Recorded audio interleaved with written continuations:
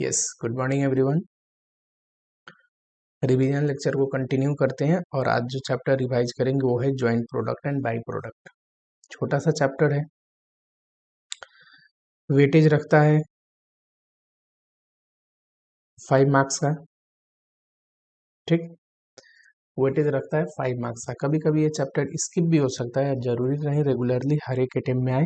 हमने देखा है अपना चार्ट और चार्ट में ये भी देखा है कि ये चैप्टर किसी अटेम्प्ट में नहीं भी आया हुआ है, इसीलिए मैंने इसको किस कैटेगरी में रखा था, तो बी कैटेगरी में रखा था। ठीक है, चलो रिवीजन लेक्चर शुरू करने से पहले मैं थोड़ा सा आपको एक बात बताता हूँ। एग्जामिनेशन का टाइम चल रहा है और एग्जामिनेशन में आप पढ़ाई तो कर ही रहे हो। दूसरी चीज क्या है कि ये मान लो आप हो और ये आपका गोल, आप और आपके गोल में एक बीच में कुछ है जिसको बोलते हैं डिस्ट्रैक्शन। डिस्ट्रैक्शन पे क्यों मैं इतना फोकस कर रहा हूँ, बिकॉज मेरा मानना है कि distraction creates the feeling of inability and incapability. अगर आप में डिस्ट्रैक्शन आ जाती है तो आपको लगेगा कि आपसे नहीं हो पाएगा। हो सकता है आपकी प्रिपरेशन इतनी बढ़िया हो कि आप रैंक लेके आने वाले हो सकता है अगर आपने बोथ ग्रुप के लिए प्रिपेयर किया है तो आपकी प्रिपरेशन इतनी बढ़िया है कि आप बहुत अच्छे से बोथ ग्रुप क्लियर कर सकते हो। बट अगर इस दौरान अगर मोटिवेटेड आप नहीं रहे, जब तक एग्जामिनेशन ना हो जाए, अगर आप मोटिवेटेड नहीं रहते हैं, किसी भी वजह से आप में ऐसी फीलिंग आती है, आप कोशिश करिए इसको अवॉइड करने का। नहीं तो आपको लगने लगेगा कि आपसे नहीं होगा, मन करेगा ये अटेम्प्ट स्किप कर देता हूँ। देखो, एक तो जेन्युइन रीजन से आप एनालाइज करके कोई अटेम्प्ट स्किप करते हो, कोई गलत बात नहीं है कि आपको लगता है मेरी प्रिपरेशन ही वीक है। बट आपने प्रिपरेशन करा हुआ है तब भी आप में एक डिस्ट्रैक्शन जनरेट होती है, तो उसको अवॉइड करने की कोशिश करो। एक छोटा सा मैं लर्निंग देता हूँ आपको। देखो, भगवत गीता के दूसरे अध्याय श्लोक 9 और 10 में लिखा हुआ है, वहां पे संजय कहते हैं कि अर्जुन, जो कि निद्रा पे विजय प्राप्त किया हुआ है, आज मोह के चक्कर में, डिस्ट्रैक्शन के चक्कर में दुर्बलता को प्राप्त हो रहा है। यानी कि देखो, अर्जुन के लिए डिस्ट्रैक्शन कुछ और हो सकता है, आपके लिए डिस्ट्रैक्शन कुछ और हो सकता है। अर्जुन तो सक्षम था लड़ने के लिए, बट स्टिल डिस्ट्रैक्शन की वजह से उसको कैसा लगता था कि मैं इनकैपेबल हूं, मैं ये चीज नहीं कर पाऊंगा। उसके स्वयं सामने लक्ष्य होते हुए भी वो घुटनों के बल बैठा हुआ था, अपनी गांडीव नीचे रख के। तो इसीलिए आपको भी डिस्ट्रैक्शन को अवॉइड करना है। डिस्ट्रैक्शन ऐसा आए तो मोटिवेशनल चीजें देख लो, मोटिवेशनल वीडियोस देख लो, कोशिश करो अपने फैमिली वालों से बात करने का, टाइम स्पेंड करो थोड़ा, पर डिस्ट्रैक्ट ना हो। ये फीलिंग आना अच्छी बात नहीं है। जनरली एग्जामिनेशन के टाइम में ऐसा होता है बच्चों के साथ कि उनको थोड़ी सी एक इनएबिलिटी की फीलिंग जनरेट हो जाता है। ठीक है, चलो यहाँ पे आते हैं joint product and by product. चलो, मान लो कि एक मटेरियल लगता है, यहाँ पे मटेरियल लगता है, ठीक, 20,000 का। ये है एक प्रोसेस, प्रोसेस बोल दो, डिपार्टमेंट बोल दो, जो भी। इसमें लेबर एंड ओवरहेड भी लगते हैं। फॉर एग्जांपल 20,000 के टोटल कॉस्ट कितने लग गए, तो सर टोटल कॉस्ट लग गए 40,000। और इस प्रोसेस से दो प्रोडक्ट बन के निकलता है, एक ए एंड बी। अभी तक हमने क्या देखा कि कॉमन मटेरियल यूज हो रहा है, कॉमन प्रोसेस से दो प्रोडक्ट या दो से ज्यादा प्रोडक्ट, मैं तो एग्जांपल में दो रख रहा हूं, अब दो से ज्यादा प्रोडक्ट भी जनरेट हो सकते हैं। And both product have significant significant economic value. Both the product have significant economic value, यानी कि मान लो ये 100 में बिकता है तो 80 में बिकता होगा, 120 में बिकता होगा, पर दोनों को सिग्निफिकेंट इकोनॉमिक वैल्यू है। और जो इंटेंशन था प्रोड्यूस करने का, वो दोनों प्रोडक्ट प्रोड्यूस करने का था, तो इसको बोलते हैं जॉइंट प्रोडक्ट। एग्जांपल देता हूं, मान लो मैं मिल्क लेके आया, milk as a material, labour and overhead लगाया फैक्ट्री के अंदर, प्रोसेस के अंदर, और दो चीज निकला, पहला कर्ड एंड सेकंड जो बी है वो घी।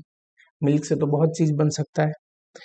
कर्ड की अपनी वैल्यू है, घी की अपनी वैल्यू है, और इंटेंशन क्या था दोनों प्रोड्यूस करने का कि मिल्क से मैं घी भी बनाऊं, मिल्क को प्रोसेस करके मैं कर्ड भी बनाऊं। तो ये क्या है, ये है सर ज्वाइंट प्रोडक्ट, जहाँ पे दो या दो से ज्यादा प्रोडक्ट बनते हैं कॉमन प्रोसेस कॉमन मटेरियल से, और दोनों का सिग्निफिकेंट इकोनॉमिक वैल्यू होती है। ठीक है, यही मान लो। सेम मैं एक दूसरा एग्जांपल लेता हूँ कि मटेरियल लगा,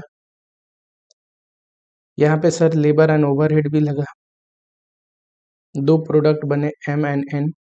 फॉर एग्जांपल दो से ज्यादा भी बन सकता है, मैं दो प्रोडक्ट का एग्जांपल लेता हूँ। एम का ये मेन प्रोडक्ट है, इसका तो सिग्निफिकेंट इकोनॉमिक वैल्यू है, मान लो ये 100 रुपये में बिकता है। ठीक, पर एन जो है ना ये स्क्रैप है। स्क्रैप मतलब प्रोड्यूस करने गए थे एम, पर साथ में एन भी प्रोड्यूस हो गया, इंसिडेंटल। ये क्या था, दोनों इंटेंशनली हम प्रोड्यूस कर रहे थे, सिमुल्टेनियसली प्रोड्यूस कर रहे थे ज्वाइंट प्रोडक्ट, कि दोनों हमारा प्रोड्यूस करने का इंटेंशन था, पर इसमें इंटेंशन मेन प्रोडक्ट को प्रोड्यूस करने का था। और जो ये प्रोडक्ट है एज ए स्क्रैप, इसको बोलते हैं मेन प्रोडक्ट और इसको बोलते हैं बाई प्रोडक्ट। देखो डिफरेंस में क्या है कि सर ज्वाइंट प्रोडक्ट में दोनों प्रोडक्ट का, दो या दो से ज्यादा जितने भी प्रोडक्ट है उनकी सिग्निफिकेंट इकोनॉमिक वैल्यू होती है। पर बाई प्रोडक्ट में क्या होता है, मेन का तो होता है, बाई प्रोडक्ट का लो वैल्यू होता है। सेकेंड डिफरेंस क्या हो जाएगा कि सर ज्वाइंट प्रोडक्ट में हमारा इंटेंशन था कि सिमुल्टेनियसली दोनों प्रोडक्ट प्रोड्यूस हो, हमने दोनों इंटेंशनली प्रोड्यूस किया है। पर ये बाई प्रोडक्ट में मेन प्रोडक्ट प्रोड्यूस करने गए थे, बाई प्रोडक्ट तो प्रोड्यूस हो गया। For example sugar can say sugar produce करने गए थे, पर जो मोलेसेस होते हैं वो बाई प्रोडक्ट होते हैं, एज ए स्क्रैप प्रोड्यूस हो जाते हैं, है ना।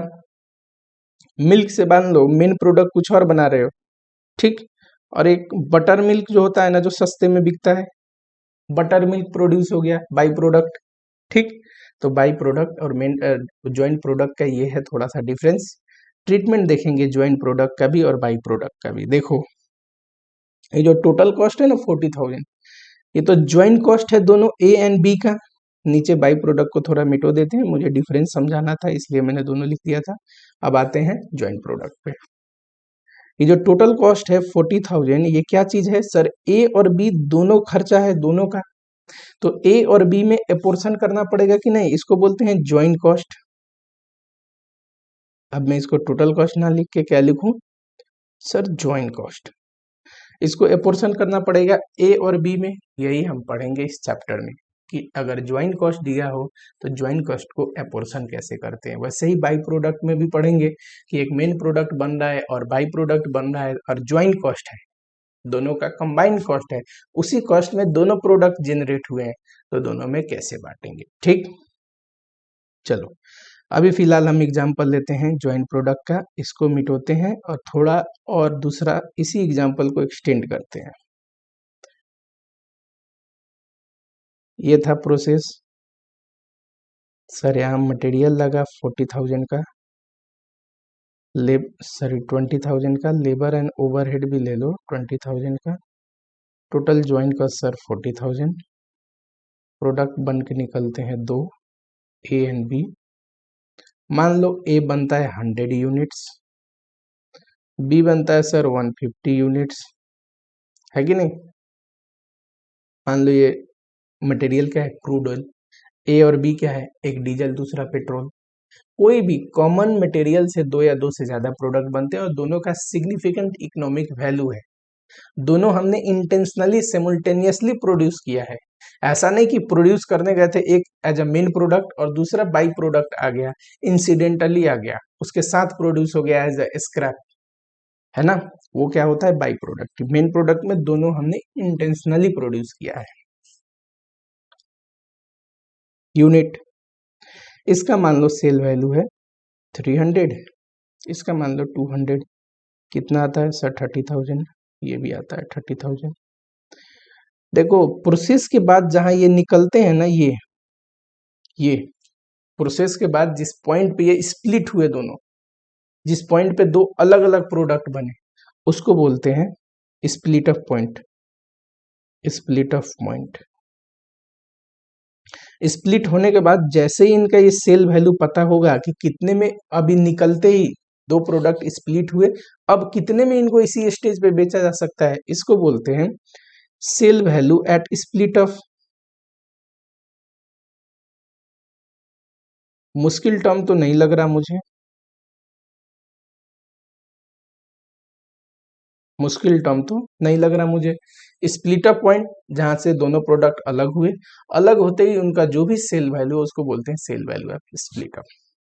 हो सकता है कोई ऐसा प्रोडक्ट है जो आगे इससे भी ज्यादा फर्दर प्रोसेसिंग किया जा सके उसका, मतलब उसको फर्दर प्रोसेस करके कुछ और फिनिश गुड्स बनाया जा सके। फर्दर प्रोसेसिंग मान लो 8,000 कॉस्ट आता है, इसमें 10,000 आता है, ठीक है। और फर्दर प्रोसेसिंग होने के बाद 45,000 में ये बिकता है और ये बिकता है 50,000। टोटल मैंने सेल वैल्यू ले लिया है, ये है sale value after further processing, है कि नहीं, sale value after further processing. अब देखो ये जो ज्वाइन कॉस्ट है ना 40,000, ये दोनों में बांटने के बहुत सारे तरीके हैं। पहला तरीका जो एग्जाम में नहीं पूछेगा, डायरेक्ट एलोकेशन। डायरेक्ट एलोकेशन का मतलब हमें पता है इस ए के लिए कितना लगा, बी के लिए कितना लगा, जब पता ही है उस 40,000 में ए और बी का हिस्सा कितना है, दे दो जितना लगा एक्चुअल में। दूसरा मेथड, क्वांटिटी के बेसिस पे आप डिस्ट्रीब्यूट कर दो ए और बी में। क्वांटिटी मतलब देखो ए का कितना प्रोड्यूस हुआ है 100, बी का 150, तो क्वांटिटी या फिर यूनिट के बेसिस पे। यूनिट क्या है सर, ये यूनिट प्रोड्यूस है, कितना सेल हो रहा है, सेल क्वांटिटी के बेसिस पे नहीं। कॉस्ट तो क्या चीज का है, प्रोडक्शन कॉस्ट है, प्रोड्यूस करने का कॉस्ट है, तो यूनिट प्रोड्यूस। अगर यूनिट सेल है तो सेल नहीं, प्रोड्यूस यूनिट के बेसिस पे, यूनिट प्रोडक्शन के बेसिस पे बांट सकते हो। किस रेशियो में बटेगा, तो 100:150 के रेशियो में बांट दो ए और बी में। दूसरा तरीका है sale value at split up. Sale value at split up का मतलब सर ये जो स्प्लिट अप होते ही जो इनकी सेल वैल्यू है ना, सेल वैल्यू कैसे निकलता है, quantity into sale price. Split up होते ही जो उनकी सेल प्राइस है उससे क्वांटिटी, इसका सेल प्राइस 200 है, इसका 300 है, इनटू कर दो तो आ जाएगा sale value at split up. इस रेशियो में बांट दो, इस रेशियो में बांटोगे 30,000 के रेशियो में, तो दोनों को इक्वली मिलेगा। काटोगे तो 3:3, 1:1 आ जाएगा काटने के बाद, है ना, दोनों को इक्वली बटेगा। थर्ड जो मेथड है, थर्ड मेथड है फर्दर प्रोसेसिंग जब कर ले रहे हैं तो एक सेल वैल्यू यहाँ भी तो है, sale value after further processing. Further process होने के बाद कितने में बिकेगा, मैं सेल प्राइस नहीं बोल रहा हूँ, सेल वैल्यू बोल रहा हूँ, टोटल क्वांटिटी का सेल वैल्यू। तो थर्ड मेथड है sale value after further processing.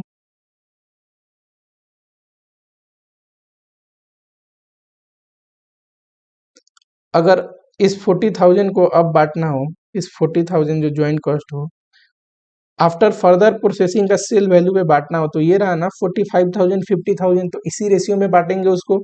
Sir 45,000 का 40 हो जाएगा, 45 हो जाएगा, और 50,000 का 50 हो जाएगा, इस रेशियो में बांट सकते हैं। इसको भी काटोगे तो 1:1 आएगा, मैं यही बोल रहा था। चौथा जो मेथड है NRV method, net realisable value method. इसको आफ्टर फर्दर प्रोसेसिंग भी लिख सकते हैं, या नहीं भी लिखने पे पता चल जाता है कि नेट रियलाइजेबल वैल्यू मेथड का मतलब ये आफ्टर फर्दर प्रोसेसिंग। चलो नेट रियलाइजेबल वैल्यू कैसे निकलता है किसी भी प्रोडक्ट का, तो सर सेल वैल्यू में से प्रॉफिट मार्जिन घटा दीजिए माइनस फर्दर प्रोसेसिंग कॉस्ट घटा दीजिए, प्रोसेसिंग कॉस्ट घटा दीजिए, तो ये आ जाएगा नेट रियलाइज। यानी कि स्प्लिट अप पॉइंट पे अगर मैं सोचूं कि अगर मैं इसको फर्दर प्रोसेसिंग कॉस्ट करके बेचूंगा तो कितने में बेचूंगा, तो नेट रियलाइजेबल वैल्यू निकाल लूंगा सेल प्राइस की फर्दर प्रोसेस होने के बाद कितना, प्रॉफिट मार्जिन घटा के फर्दर प्रोसेसिंग कॉस्ट घटा के जो भी नेट रियलाइजेबल वैल्यू आएगा ए और बी का उस रेशियो में बांट दूंगा। एग्जाम्पल के तौर पे लो कि मान लो प्रॉफिट मार्जिन दिया है 10%, तो ए का एनआरवी कैसे निकलेगा सर? 45,000। इसका 10% कितना होगा? 4,500 माइनस फर्दर प्रोसेसिंग कॉस्ट 8,000, जो भी आए।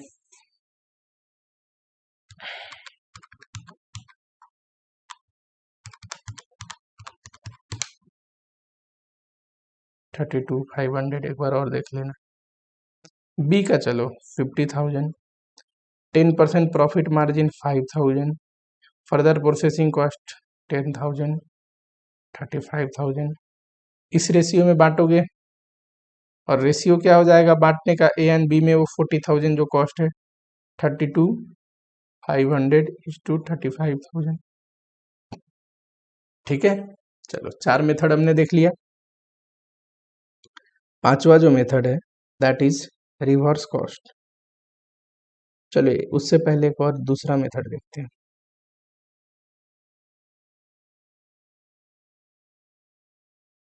कंट्रीब्यूशन मेथड पहले देखते हैं, मार्जिन वाले लास्ट में देख लेंगे। कंट्रीब्यूशन मेथड, कंट्रीब्यूशन मेथड कहता है कि जो भी ज्वाइंट कॉस्ट है ना, इसके दो हिस्से कर लो, वेरिएबल कितने और फिक्स कितने। ठीक, मान लो वेरिएबल है 30,000 और फिक्स है, फिक्स कैसे? बैलेंस 10,000 दिया होगा क्वेश्चन में, ये सब आपको दिमाग लगाने की जरूरत नहीं है। तो ये कहता है ज्वाइंट कॉस्ट के दो हिस्से, वेरिएबल एंड फिक्स। जो भी वेरिएबल है उसको तो पहला वाला जो मेथड था ना क्वांटिटी बेस्ड, वैसे बांट दो, यानी कि 30,000 को बांट दो 100:150 के रेशियो में ए एंड बी में। बैलेंस जो फिक्स है इसको किस रेशियो में बांटो? रेशियो क्या लेना है? तो इसके लिए रेशियो लेना है कंट्रीब्यूशन। कंट्रीब्यूशन, कंट्रीब्यूशन कैसे निकलता है? तो सर कंट्रीब्यूशन निकलता है, जनरली देखो शुरू के जो ये 4 मेथड है ना, यही पूछेगा एग्जाम में। ये तो एडिशनल है कि कभी पूछ दिया। तो कंट्रीब्यूशन कैसे निकलता है? सेल वैल्यू में से वेरिएबल कॉस्ट घटा के, अब मान लो फर्दर प्रोसेसिंग हो रहा है हमारे उसमें, तो एक तो ज्वाइंट वेरिएबल कॉस्ट घटाओगे, वेरिएबल कॉस्ट में दोनों आएगा, प्लस फर्दर प्रोसेसिंग कॉस्ट जो हो रहा है उसमें वेरिएबल है, फर्दर प्रोसेसिंग कॉस्ट का जो वेरिएबल हिस्सा है वो भी घटाओगे। और ये कौन सा सेल प्राइस लोगे? फर्दर प्रोसेसिंग होने के बाद कितने में बिक रहा है। ठीक, तो ये कंट्रीब्यूशन आ जाएगा। ए एंड बी का निकाल लो, इस रेशियो में बांट दो। 5 मेथड हमने देखा अभी। चलो जरा बुक पे आते हैं। ज्वाइंट कॉस्ट एपोर्शन करने के बहुत सारे मेथड है, फिजिकल यूनिट या आउटपुट यूनिट प्रोड्यूस पे निकालेंगे, नॉट सोल्ड पे। ठीक है, क्योंकि प्रोडक्शन का कॉस्ट है वो बेचा हुआ यूनिट का कॉस्ट नहीं है, प्रोड्यूस हुआ यूनिट का कॉस्ट। दूसरा मेथड है sale value of split up, जैसे ही प्रोडक्ट अलग हुए प्रोसेस से, उस स्टेज पे कितने वैल्यू पे बिक रही है दोनों प्रोडक्ट, उसके रेशियो में। तीसरा sale value after further processing, जैसे फर्दर प्रोसेस होने के बाद जो भी सेल वैल्यू है दोनों प्रोडक्ट का, उस रेशियो में। नेट रियलाइजेबल वैल्यू, कि नेट रियलाइजेबल वैल्यू दोनों प्रोडक्ट का निकाल लो। कैसे निकलेगा? सेल प्राइस में से जो भी सेल वैल्यू है मार्जिन घटा दो और फर्दर प्रोसेसिंग कॉस्ट घटा दो। मार्जिन क्वेश्चन में दिया होगा, मार्जिन देना पड़ेगा क्वेश्चन को, घटा दो, नेट रियलाइजेबल वैल्यू आ जाएगा दोनों प्रोडक्ट का, तीनों प्रोडक्ट का, जितने भी प्रोडक्ट में बांटने हैं नेट रियलाइजेबल वैल्यू के रेशियो में बांट दो। अगला है कंट्रीब्यूशन मेथड या कंट्रीब्यूशन मार्जिन मेथड, जो भी बोलो। Joint variable cost, variable cost के दो हिस्से, ज्वाइंट वाला फिजिकल यूनिट में बांट दो और फिक्स जो है वो कंट्रीब्यूशन के बेसिस पे बांटो। कंट्रीब्यूशन कैसे निकलेगा? तो सेल कॉस्ट में से एक तो variable joint cost, total variable cost घटाते हैं, एक तो ज्वाइंट कॉस्ट में जो वेरिएबल है वो भी, और फर्दर प्रोसेसिंग कॉस्ट में जो वेरिएबल है वो भी। अगर फर्दर प्रोसेसिंग हो रहा है तो सेल प्राइस भी फर्दर प्रोसेसिंग होने के बाद वाला लेना है। ठीक है, मान लो 3 प्रोडक्ट है, एक फर्दर प्रोसेसिंग हो ही नहीं रहा है, तो उसका सेल प्राइस क्या लेंगे? स्प्लिट अप वाला, है कि नहीं? और उसका वेरिएबल कॉस्ट क्या घटाएंगे? सिर्फ ज्वाइंट कॉस्ट का वेरिएबल, वो फर्दर प्रोसेस तो हो ही नहीं रहा। ये कहने का मतलब था। 5 मेथड समझ में आए? या और reverse cost, reverse cost method बहुत आसान है। देखो ज्वाइंट कॉस्ट में फर्दर प्रोसेसिंग कॉस्ट लगा होगा, कुछ आप प्रॉफिट मार्जिन उसमें जोड़े होंगे, तभी जाके ना सेल वैल्यू आया होगा after further processing. After further processing में होने के बाद कितने में बिकेगा, कैसे आया होगा, ज्वाइंट कॉस्ट प्लस आप फर्दर प्रोसेसिंग भी जोड़े होगे प्लस कुछ मार्जिन जोड़े होगे, है कि नहीं। अब ज्वाइंट कॉस्ट करना है तो रिवर्स कैलकुलेट कर दो, ज्वाइंट कॉस्ट निकालना है तो सेल वैल्यू में से मार्जिन घटा दो, फर्दर प्रोसेसिंग कॉस्ट घटा दो, तो आ जाएगा ज्वाइंट कॉस्ट। सेल वैल्यू में से मार्जिन और फर्दर प्रोसेसिंग कॉस्ट घटा दोगे तो रिवर्स मेथड, इसीलिए इसको रिवर्स कॉस्ट बोलते हैं, उल्टा कैलकुलेट कर दिया हमने, ठीक। चलो, तो इस मेथड से भी निकाल सकते हैं। रिवर्स कॉस्ट मेथड इंपॉर्टेंट है जनरली, बाई प्रोडक्ट जब पढ़ेंगे बाई प्रोडक्ट तो वहां पे देखेंगे कि रिवर्स कॉस्ट मेथड का क्वेश्चन भी आता है। बाई प्रोडक्ट का भी एक कॉस्ट निकालने को बताऊंगा जिसमें रिवर्स कॉस्ट मेथड आता है, ठीक है। फिर आते हैं यहाँ पे जो कि लास्ट है, कांस्टेंट ग्रोस मार्जिन मेथड। मान लो 3 प्रोडक्ट है कि उस प्रोसेस से, मान लो उस प्रोसेस से 3 प्रोडक्ट निकलते, ए बी एंड सी। ए और सी फर्दर प्रोसेस होते हैं, फर्दर प्रोसेस होते हैं, ये भी फर्दर प्रोसेस होता है, तो यहाँ कोई सेल वैल्यू होगा फर्दर प्रोसेस होने के बाद, ठीक है। यहाँ भी एक सेल वैल्यू होती है, उसको क्या बोलते हैं, split up, sale value at split up, इसको बोलते हैं sir sale value at further process, ठीक। मैंने 3 प्रोडक्ट का एग्जांपल लिया है जिसमें से 2 फर्दर प्रोसेस हो रहा है, एक नहीं हो रहा है। ऐसा लेने का पर्पस क्या है कि आपकी कंफ्यूजन दूर हो जाए। पहले ग्रोस मार्जिन निकालोगे, ओवरऑल तीनों प्रोडक्ट का कितना मार्जिन आता है, ठीक। कैसे निकलेगा, तीनों का सेल वैल्यू ले लो। देखो ए तो फर्दर प्रोसेस होता है तो ये लोगे, बी नहीं होता तो इस लेवल पे लोगे जो सेल वैल्यू दिया होगा स्प्लिट अप पे, सी भी होता है तो ये ले लोगे। ज्वाइंट कॉस्ट घटाओगे, ज्वाइंट कॉस्ट तो दिया ही होगा क्वेश्चन में, मान लेते हैं 40,000। फर्दर प्रोसेसिंग कॉस्ट घटाओगे, अब ये तो सिर्फ ए और सी हो रहा है तो उनका कॉस्ट दिया होगा फर्दर प्रोसेसिंग, तो आ जाएगा ओवरऑल मार्जिन, और उसको सेल से, टोटल सेल से, ए बी प्लस सी के सेल से डिवाइड कर दोगे। ये क्योंकि मार्जिन किसका है, ए बी सी तीनों का जोड़ के है, हमने सेल में तीनों लिया है ना, ये तो रहा, तो आ जाएगा कांस्टेंट मार्जिन। अब रिवर्स कैलकुलेट करना है बस, जैसे अभी रिवर्स कॉस्ट मेथड में हमने देखा था, सेल वैल्यू ले लो, कांस्टेंट मार्जिन तीनों का घटा दो सेल में से, ठीक।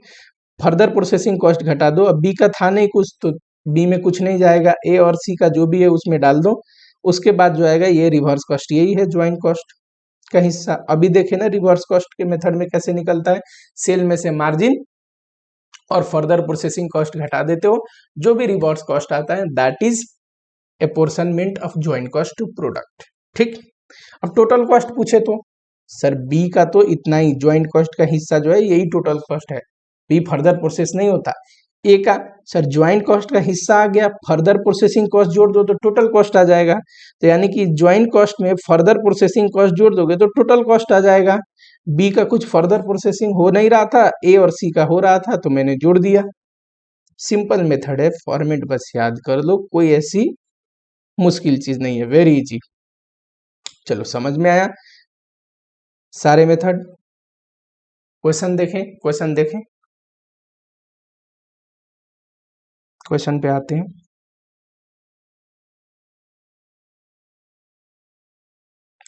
देखते हैं पास्ट ईयर में कैसा क्वेश्चन पूछा है। कहता है a company plant process this much unit of raw material in a month to produce M&O। एक प्रोसेस है जिसमें क्या लगता है सर, उस प्रोसेस के अंदर मटेरियल लगता है, मटेरियल कितना लगता है 750 यूनिट। दो चीज निकलते हैं M and N, M and N. M कितना निकलता है 80%, एन 12%, तो बचा हुआ मटेरियल क्या हो गया, लॉस हो जाता है, बनाते टाइम बिगड़ जाते होंगे कुछ चीज। एम निकलता है सर 80%। अब 6750 का 80% कितना होता है और 12% कितना होता है जरा बताना। ये आएगा 5400 यूनिट, इनटू कर दो, ये आएगा 810 units. Okay, cost of material दिया है 80 पर यूनिट, इनटू 80 कर दो, क्या आएगा मटेरियल कॉस्ट जो लगा है प्रोसेस के अंदर 6750 इंटू 80, सर ये आएगा 5,40,000।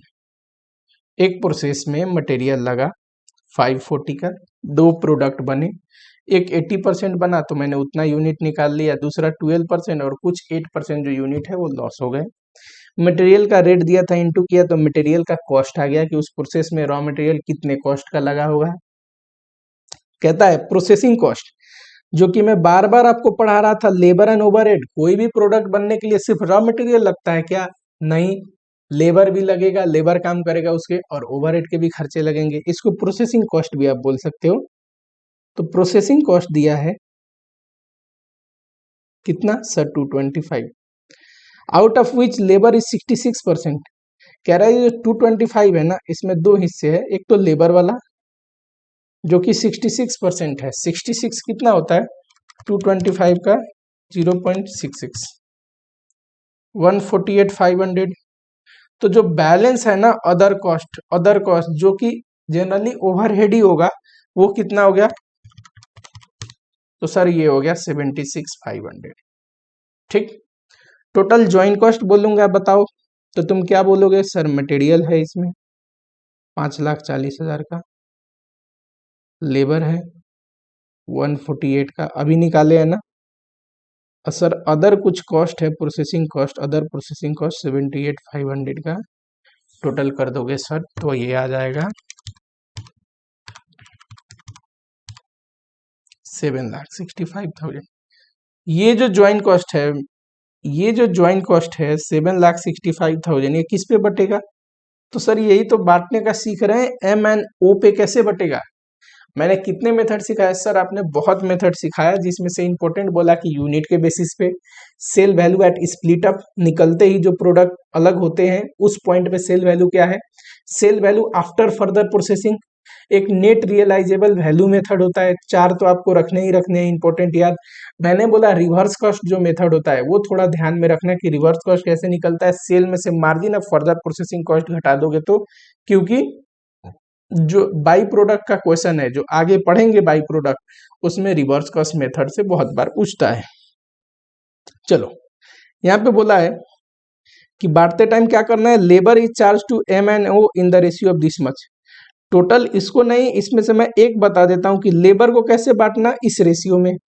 तो बचे हुए जो मटेरियल एंड अदर है वो कैसे बांटेंगे, वो दिया नहीं है, पर कोई अदर इंफॉर्मेशन नहीं है कि स्प्लिट अप पॉइंट पे कितना पे बिकेगा, आफ्टर फर्दर प्रोसेसिंग का इंफॉर्मेशन नहीं है। तो एक ही मेथड बच गया, क्वांटिटी के बेसिस पे बांटना। तो इसमें से सर लेबर को तो दे दिया, इस रेशियो में बांटना है। बचा हुआ मटेरियल एंड अदर कॉस्ट कितना होगा? Material and other cost 540 plus 76,500, 6,16,500। वो कैसे बांटना है? तो सर वो क्वांटिटी के बेसिस में बांट देंगे, सिंपल। ज्वाइंट कॉस्ट निकाला है, ये रहा। मटेरियल हमने भी निकाला है, लेबर ओवरहेड टोटल कितना आया, ठीक है। इसको कैसे बांटा है पोर्शन में? तो सर लेबर को बांटा है, जो लेबर था 148 इस रेशियो में यहाँ दिया हुआ है। बचा हुआ जो है material and other joint cost, उसको कैसे बांटा है? सर कुछ नहीं बोला है, तो फिजिकल यूनिट मेथड यानी कि 5400 यूनिट्स एंड 810 यूनिट्स के बेसिस में बांटना पड़ेगा। 5400 यूनिट्स एंड 810 यूनिट्स के बेसिस में बांटना पड़ेगा। तो इसको बांटा है कैसे? इन दोनों का सम कितना होता है बताना जरा। 5400, अब देखो रेशियो में बांटने तो आपको आता ही होगा ना।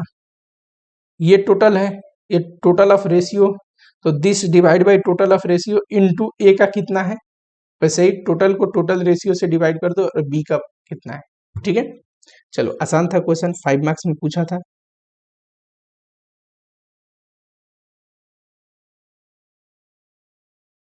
एक और आते हैं ज्वाइंट कॉस्ट। ये क्वेश्चन लास्ट ईयर में आया हुआ क्वेश्चन है, पर आप लोगों में नहीं, पुराने जो आईपीसी वाले बच्चे हैं उनमें आया हुआ क्वेश्चन है। आईपीसी एंड जो न्यू कोर्स है इंटरमीडिएट, दोनों में ज्वाइंट एंड बाई में कुछ फर्क नहीं, ठीक। बस क्या है कि पुराने सिलेबस के जो क्वेश्चन है ना, अब धीरे धीरे पूछेगा न्यू सिलेबस में, जो उनकी आरटीपी या उनकी प्रैक्टिस मैनुअल में कुछ ऐसे क्वेश्चन थे। देखो स्टडी मैट के तो मैक्सिमम सारे क्वेश्चन ही यहाँ पे लेके आया है स्टडी मैट के अंदर, कुछ प्रैक्टिस मैनुअल के क्वेश्चन लेके आया जिसको टेस्ट योर नॉलेज के अंदर रखा है। पर पूछने का स्टडी मैट या टेस्ट योर नॉलेज से तो पूछेगा, बट कुछ क्वेश्चन वहां से अभी नहीं आया है न्यू सिलेबस के मॉड्यूल के अंदर, स्टडी मटेरियल के अंदर, पर वो क्वेश्चन पूछे जा सकते हैं। तो वही क्वेश्चन को मैंने एडिशनल क्वेश्चन पर प्रैक्टिस करके लिखा है। चलो फटाक से ना देखो यहाँ पे, in a chemical manufacturing company there are 3 product ABC emerge at a single split up point in the production stage P। कह रहा है कि सर ये P है, P एक प्रोसेस है, यहाँ से 3 प्रोडक्ट निकलते हैं A, B and C। A, B and C। A is further process in department Q। A की फर्दर प्रोसेसिंग होती है कौन से डिपार्टमेंट में? Q में। B और C का भी देख लेते हैं। B is further process in R में, and C is department S में फर्दर प्रोसेसिंग होती है। There is no loss in further processing of any 3 item, मतलब यूनिट में कोई लॉस नहीं होता फर्दर प्रोसेसिंग करते time. Cost of raw material in department P। अब P में, इसी को तो ज्वाइंट कॉस्ट बोलते हैं। P में जो खर्चा हुआ होगा उसमें मटेरियल का खर्चा दिया हुआ है। सर मटेरियल का खर्चा दिया हुआ है 1268,800, कोई दिक्कत नहीं। डायरेक्ट वेजेस सबका दिया है, चारों डिपार्टमेंट का, कोई दिक्कत नहीं। और ओवरहेड का जो खर्चा है, ओवरहेड का जो खर्चा है वो सब डिपार्टमेंट का कैसे बांटना है? ओवरहेड का खर्चा तो टोटल में होता है, डिपार्टमेंट में बांटना पड़ता है, कॉस्ट सेंटर में बांटना पड़ता है। कैसे बांटना है? वेजेस के बेसिस में, यानी कि ये जो डायरेक्ट वेजेस का रेशियो है इस रेशियो में बांट दो ओवरहेड को। टोटल ओवरहेड 464, ये कितना आएगा टोटल? 384 प्लस 96,000 प्लस ये प्लस 36, 5,80,000। इसको इस रेशियो में, ये जो ओवरहेड है इसको इस रेशियो में बांटना है। 464 डिवाइड बाई 580 करोगे तो आएगा 0.8, 80% ओवरहेड ऑब्जॉर्व हुआ है। आप रेशियो में बांटोगे, मैं बांट रहा हूं यहाँ पे, आप भी बांटो साथ में मेरे। 3,07,200, 76,800, 51,200, 28,800। अब देखो, P डिपार्टमेंट का मटेरियल दिया है, लेबर ये रहा, ओवरहेड ये रहा, तो लेबर और ओवरहेड जोड़ दूंगा मटेरियल के साथ, लेबर एंड ओवरहेड जोड़ दूंगा मटेरियल के साथ, तो टोटल ज्वाइंट कॉस्ट आ जाएगा कि नहीं? लेबर 384 और मटेरियल कितना है? 3,07,200, तो टोटल ज्वाइंट कॉस्ट आ जाएगा। वैसे ही क्यू डिपार्टमेंट में कितना खर्चा है? तो सर क्यू डिपार्टमेंट में देखते हैं, during the month the company sold 3 product को इतना इतना यूनिट बेचा है, सेलिंग प्राइस ये रहा, there is no opening closing stock, कोई स्टॉक नहीं है। These product are sold at split off stage, अगर इनको स्प्लिट ऑफ स्टेज में बेचा जाए तो इतने में बिकते हैं। यानी कि चलो, और कोई खर्चा नहीं है। जो क्यू आर और एस डिपार्टमेंट है उनके खर्चे कितने हैं? फर्दर प्रोसेसिंग कॉस्ट जिसको मैं बोलता हूँ, देखो क्यू में लेबर इतना लगा, ओवरहेड इतना लगा, मटेरियल क्यों नहीं लगा? क्योंकि मटेरियल तो ऑलरेडी लग चुका है ना, फर्दर प्रोसेस बस करना है। बताओ ज्वाइंट कॉस्ट बताओ। 1268,800 प्लस 384 प्लस 37,200, ज्वाइंट कॉस्ट आया 19,60,000, जो कि डिपार्टमेंट पी का है। क्यू क्या है? सर फर्दर प्रोसेसिंग कॉस्ट है। क्यू डिपार्टमेंट में कौन प्रोसेस होता है? ए, तो ए का फर्दर प्रोसेसिंग कॉस्ट है। कैसे निकलेगा खर्चा सर क्यू का? तो सर लेबर एंड ओवरहेड का खर्चा दिया है, लेबर दिया था, ओवरहेड हमने बांट दिया, ओवरहेड टोटल में दिया था, पर हमने कैसे बांटा ओवरहेड को? तो सर ओवरहेड को बांटा लेबर के बेसिस पे। ये क्वेश्चन दिया था, ओवरहेड था 464 और लेबर का दिया हुआ था, इसके बेसिस पे हमने बांट दिया। 96 प्लस 76,800, ये आ जाएगा 172,800। वैसे ही 64,000 प्लस 51,200, ये आ जाएगा 1,15,200। एस का देखो 36 प्लस 28,800, तो ये आ जाएगा 64,800 फर्दर प्रोसेसिंग कॉस्ट। ठीक, फर्दर प्रोसेस होने के बाद कितने में बिकते हैं ये? तो फर्दर प्रोसेस होने के बाद बिकते हैं, रेड पेन से लिखते हैं जो सेल प्राइस दिया है। फर्दर प्रोसेस होने के बाद बिकते हैं 32, ए बिकेगा 32 में, बी 24 में, एंड सी कितने में सेल होता है 16 में। अगर फर्दर प्रोसेस ना किया जाए, स्प्लिट ऑफ पॉइंट पे ही बेचा जाए, स्प्लिट ऑफ पॉइंट पे ही बेचा जाए, स्प्लिट ऑफ पॉइंट पे बेचा जाए तो कितना है 20, 22 एंड 10। ये है 20, ये है 22 and this is 10, A B C. ठीक है, चलो पूरी क्वेश्चन को हमने डिवाइड कर लिया। फर्दर प्रोसेसिंग कॉस्ट भी निकाल लिया ए बी सी का, जो कि ये रहा क्यू आर और एस डिपार्टमेंट का खर्चा। ज्वाइंट कॉस्ट निकाल लिया जो कि पी का खर्चा था, मटेरियल दिया था, लेबर भी दिया था, ओवरहेड तो बांटा हुआ था, उसमें से निकाल लिया मैंने पी का। अब देखते हैं क्या पूछा। पहले में पूछा है prepare statement showing apportionment of joint cost to joint product. कह रहा है ये जो ज्वाइंट कॉस्ट है ना 19,60,000, वो ज्वाइंट प्रोडक्ट क्या है, joint product A B and C, इन पे बांट के बताइए। कौन कौन से मेथड से सीखा था, यूनिट के बेसिस पे। क्या यूनिट के बेसिस पे बांट सकते हैं सर? आपने बोला था यूनिट प्रोड्यूस दिया होना चाहिए। क्या सेल यूनिट के बेसिस पे बांट सकते हैं? Absolutely not. क्यों? अच्छा एक बात बताओ, ऐसे भी यहाँ पे क्या लिखा है, there is no opening stock and no closing stock, तो ऐसे भी production is equal to sale हो जाएगा कि नहीं? Production is equal to sale हो जाएगा। तो इसमें यूनिट प्रोड्यूस और यूनिट सेल सेम है। तो यहाँ पे क्लिक करने वाली बात क्या है कि सर इसमें सेल्स क्वांटिटी जरूर दिया है पर यूनिट प्रोड्यूस भी सेम ही है, क्योंकि जब ओपनिंग क्लोजिंग कुछ नहीं है तो जितना बेचा उतना ही बना था, है कि नहीं? तो दिया हुआ है यूनिट प्रोड्यूस, पर कहाँ दिया है? हिडन इंफॉर्मेशन में दिया हुआ है। दूसरा मेथड कि sale value at split up, ये भी दिया हुआ है सर, सेल प्राइस दिया है, क्वांटिटी से इंटू कर देंगे। Third method sale value after further processing, ये भी लग सकता है। फोर्थ मेथड एनआरबी, ये नहीं लग सकता, नेट मार्जिन नहीं दिया हुआ है एनआरबी के लिए, तो फर्दर प्रोसेसिंग भी घटाओगे और मार्जिन भी घटाओगे, प्रॉफिट मार्जिन, तो प्रॉफिट मार्जिन जो है वो दिया नहीं है, प्रॉफिट मार्जिन। तो तीन मेथड लग सकते हैं। जब भी क्वेश्चन साइलेंट हो, जब भी क्वेश्चन साइलेंट हो तो सबसे बेस्ट मेथड कौन सा है? जब क्वेश्चन कुछ ना बोले कि कौन से मेथड से बनाने हैं, जब क्वेश्चन कुछ ना बोले कि कौन से मेथड से बनाना है, तो ये जो बी है ना, ये मेथड से आप बनाओगे। इंपॉर्टेंट, जो बी है sale value at split off, उस मेथड से आप एपोर्शन करोगे, वो सबसे बढ़िया मेथड है कि स्प्लिट अप हुआ, उस पे जितनी वैल्यू का सारे गुड्स है उस वैल्यू के अनुसार आप बांट दो। ठीक है, चलो यहाँ पे बांटते हैं। कैसे बांटते हैं? Sale value at split up के बेसिस पे ये 19,60,000 को बांटते हैं। Sale value of split up कैसे निकलेगा? ये रहा यूनिट, ये रहा प्राइस 20, 30, 22 एंड 10 दिया हुआ भी है नीचे, यही तो मैंने लिखा है ऊपर। चलो क्वांटिटी ले लोगे, प्राइस ले लोगे, स्प्लिट अप का इंटू कर दोगे तो आ जाएगा ये।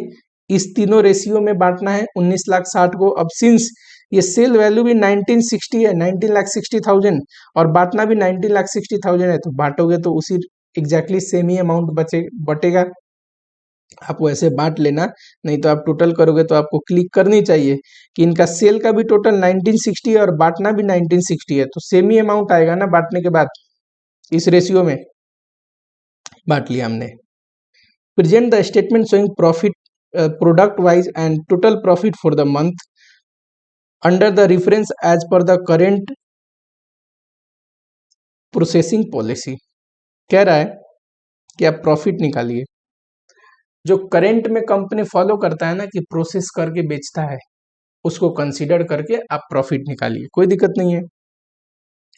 देखो इसमें sale value at split up निकल जाएगा, प्राइस दिया है इंटू करके, उसमें से फर्दर प्रोसेसिंग कॉस्ट घटा दूंगा तीनों प्रोडक्ट का, ज्वाइंट कॉस्ट का जो हिस्सा है तीनों प्रोडक्ट का वो भी घटा दूंगा, तो बचा हुआ क्या है? तीनों प्रोडक्ट की प्रॉफिट।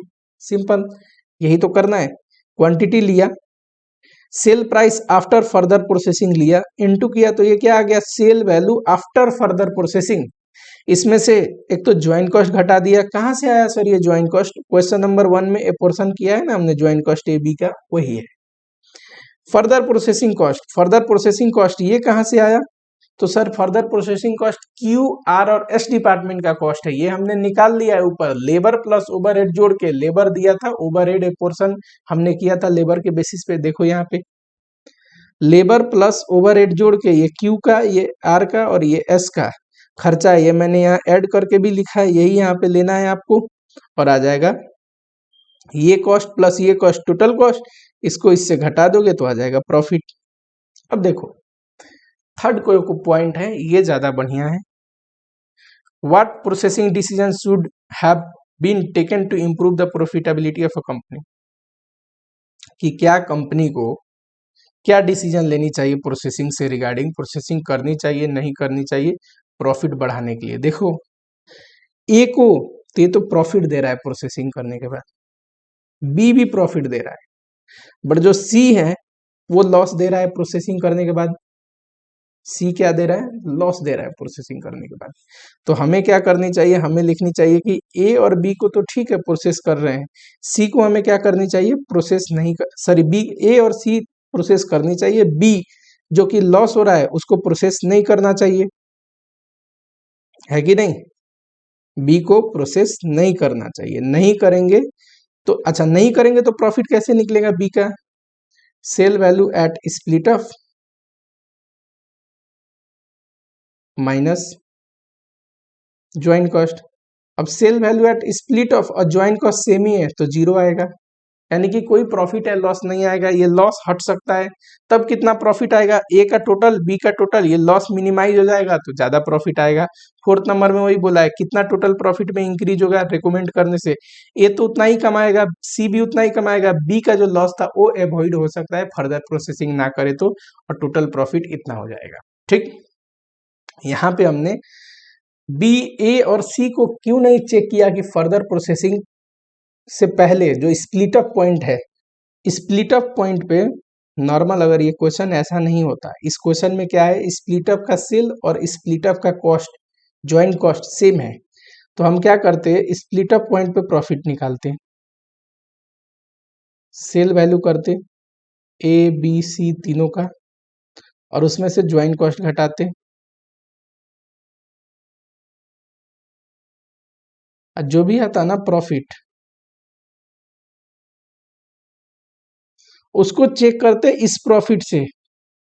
अगर इंक्रीज है तो फर्दर प्रोसेस करेंगे, स्प्लिट अप पॉइंट पे प्रॉफिट निकाल लो, और देखो अगर इंक्रीज है तो फर्दर प्रोसेसिंग करेंगे, नहीं इंक्रीज है तो नहीं करेंगे। पर ये चेक करने की जरूरत नहीं आई, क्यों? क्योंकि ऑलरेडी हमें पता है ये तो प्रॉफिट 0 0 0 आएगा, क्योंकि सेल वैल्यू भी सेम है और स्प्लिट अप भी सेम है। क्वेश्चन में सेल वैल्यू भी सेम है और स्प्लिट अप का सेल वैल्यू भी सेम है और ज्वाइंट कॉस्ट भी सेम है, तो जब सेम है तो प्रॉफिट 0 0 आएगा, तो चेक करने की जरूरत ही नहीं है। ए और सी में एडिशनल प्रॉफिट क्रिएट हो रहा है तो इसको प्रोसेस करेंगे, इसमें लॉस है तो इसको प्रोसेस नहीं करेंगे। चलो ठीक है, उसके बाद आते हैं बाई प्रोडक्ट पे। बाई प्रोडक्ट का मीनिंग आपने देख लिया, सीधा ट्रीटमेंट पे आते हैं बाई प्रोडक्ट के।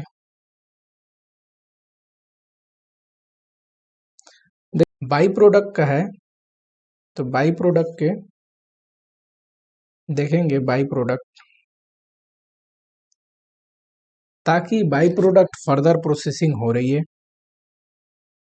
सॉरी बाई प्रोडक्ट क्या सर, एक तो हो सकता है no further processing, no further processing, एक होता है फर्दर प्रोसेसिंग हो रही है बाई प्रोडक्ट की भी, ये फर्दर प्रोसेसिंग वाला इंपॉर्टेंट है। बाई प्रोडक्ट की मान लो फर्दर प्रोसेसिंग नहीं हो रही है तो दो किस्म का ट्रीटमेंट है।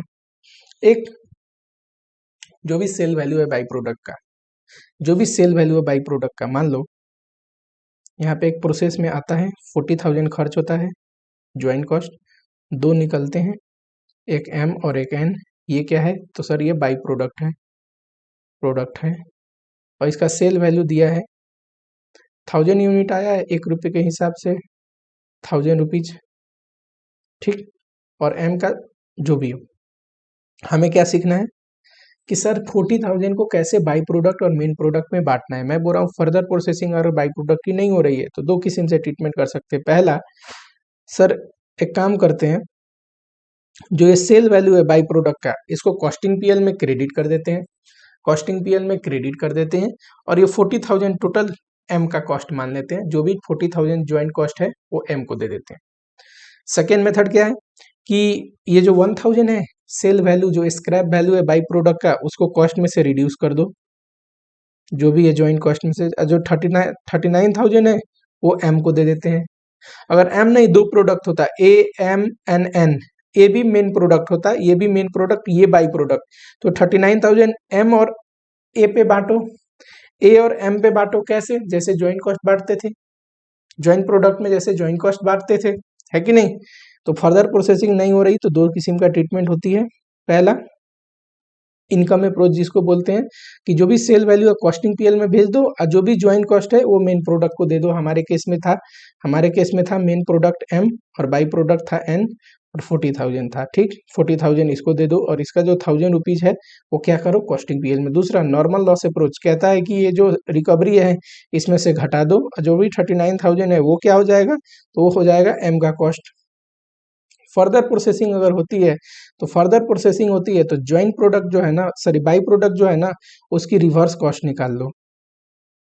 रिवर्स कॉस्ट कैसे निकलता है अभी तो हम सीखे हैं, सेल वैल्यू में से मार्जिन घटा देंगे, कोई सेलिंग एक्सपेंस होगा वो भी घटा देंगे, फर्दर प्रोसेसिंग कॉस्ट घटा देंगे तो रिवर्स कॉस्ट आ जाएगा। ये रिवर्स कॉस्ट जो आएगा ना, ये है by product share of joint cost. इस ज्वाइंट कॉस्ट में जो 40,000 ज्वाइंट कॉस्ट है उसमें बाई प्रोडक्ट का कितना शेयर है। अगर बाई प्रोडक्ट का पता चल गया तो शेयर ऑफ मेन प्रोडक्ट कैसे निकलेगा, टोटल ज्वाइंट कॉस्ट में से घटा दो। अगर बाई चांस बाई प्रोडक्ट का मुझे पता चल गया रिवर्स कॉस्ट कितना आ रहा है, रिवर्स कॉस्ट 2,000, तो 2,000 इस 40,000 में से अगर एन का 2,000 है तो बैलेंस कितना, जो एम बचा उसका 40,000, ठीक। तो रिवर्स कॉस्ट वाला मेथड जो है प्रोसेसिंग वाली कि फर्दर प्रोसेस होता है, ये इंपॉर्टेंट है, इसी पे क्वेश्चन पूछा हुआ भी है। आ जाओ जरा देखते हैं इस पे।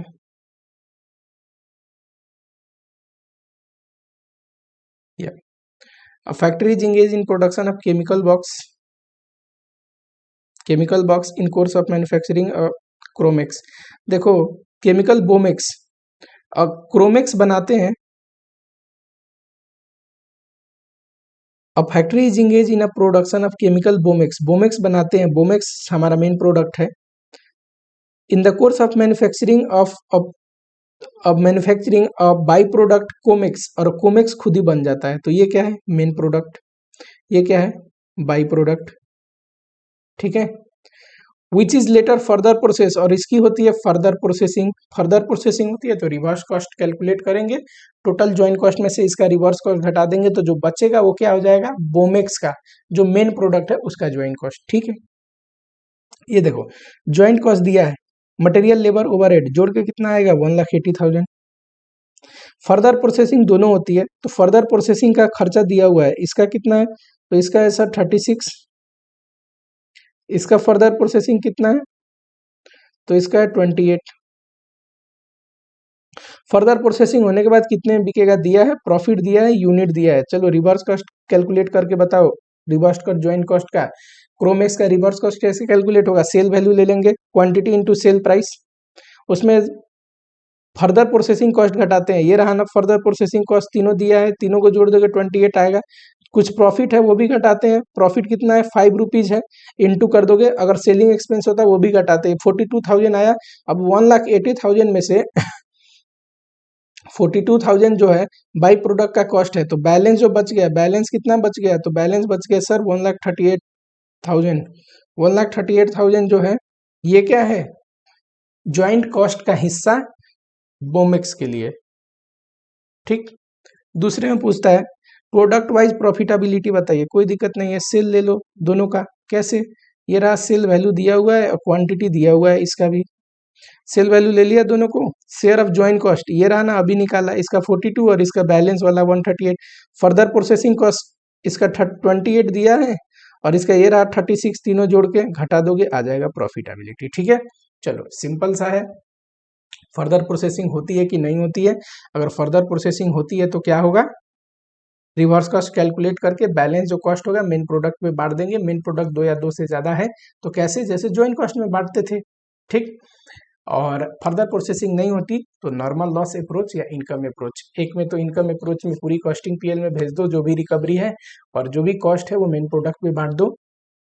नॉर्मल लॉस अप्रोच में क्या है, सेल वैल्यू जो है वो क्या करना है, कॉस्ट में से डिडक्ट कर दो, ज्वाइंट कॉस्ट में से, और तब जो बैलेंस ज्वाइंट कॉस्ट है वो मेन प्रोडक्ट पे बांट दो।